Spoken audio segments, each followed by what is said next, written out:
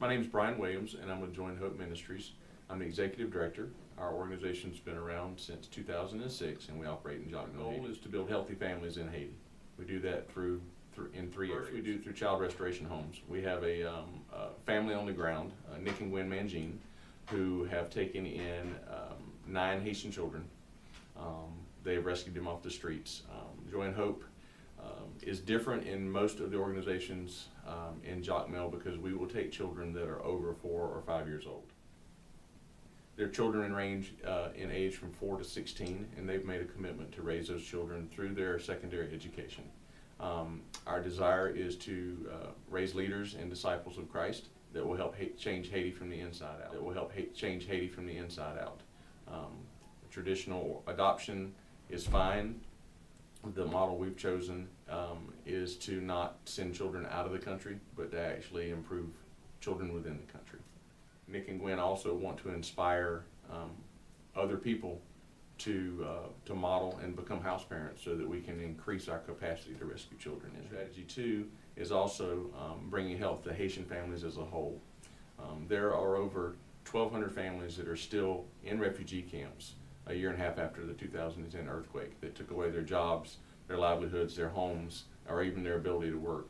And we've initially started a program to help lend assistance in hygiene or just medical resources and things like that, connecting the dots. There's a lot of NGOs that work in Haiti, and we have good relationships with a lot of them, so we knew where resources were. But we realized really quickly that the best way to help them was to get them out of the camps in general. Burglary, rape, murder, disease, I mean, they're just rampant in these locations. So getting them out was much more beneficial than trying to deal with symptoms of them being in. And so we started a work sponsorship program, and what we did was we were able to make arrangements with local landlords and secure rents for 2 years that would not move. And so what we did was we require the people who come out of the camps, they come to a clean, secure home. They have a cooking place. They have a sanitation place. It allows them to be removed from the environments that are there, and in return they have to give community service hours. So we use those hours to further. We clean up beaches. We repaint buildings. We remove earthquake rubble. We do ministry projects and things like that. And if they make their commitment, then their lease will be renewed next year. If they do not make their commitment, another family will be allowed to move into that particular home. This is our pilot program, and in doing so, we've been able to remove 26 families from refugee homes. We actually cleared a field that was a refugee camp, and that was a great day. They're all doing well. We've got 2 families that have completed their commitments a half a year ahead of time because they're just excited. Haitians are strong, resilient, and all they want is an opportunity to work and better themselves, just like all of us. And so we're fortunate to have been able to have some part of the way that we hope to bless the Haitians and be blessed is develop 17 acres. We own property outside of Jacmel in a town called Raymond, and we want to relocate the Mangines from their current leased facility onto that home and construct a child restoration home so that they can in fact move there, become part of that community, sow into it. We've been blessed by engineers who have designed the buildings. They've master planned the property, and the only thing that's really missing is you. It's about $120,000 to start and complete the project. We're looking for partnerships with short-term mission trips and people who have a desire to come out and be a part of something larger than themselves. The long-term goal is to build more partners, to build more homes, and increase the capacity to rescue children off the street and to raise them up to be world changers in their community and ultimately their nation. The majority of our funding comes from private donors.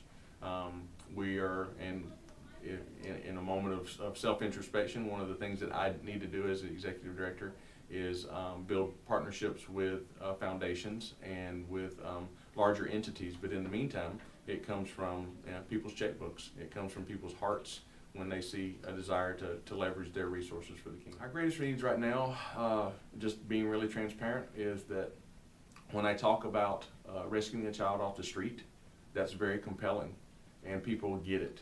When we talk about bringing people, out of a muddy sewage-filled field, that's a beautiful thing, and redemption and all of the layers of that we can all wrap our hearts around and know that that's a good thing. When I talk about paying the light bill and dealing with taxes and all the stuff that goes along with administering, that's the difficult part. It takes special people with vision who get the big picture, and that's where we're actually hurting right now. Our general fund in the economy that we're in is down, and that's a challenge for us. God will, He owns the cattle on 1,000 hills, and we ultimately trust that He will provide. But one of the things that we can do is to help alleviate some of those tensions and challenges right now is to have people who are willing to partner with us. One of the biggest benefits of or biggest things that we're looking for is partnership. We believe that linking arms together is the way that both good things happen in Haiti and good things happen in the U.S. Hearts are changed on both sides. We've done short-term mission trips for years, and we find them to be a paradigm shift for everybody involved. Haitians who can't believe that people give up their time and vacation from Disney World, which is where we live, to come down and work alongside them. And then we have people who encounter God at a level, and they encounter need, but they also encounter joy at a level that they've never, it's unprecedented for them. I'm coming from our mindset in a first world country instead of going to a third world country.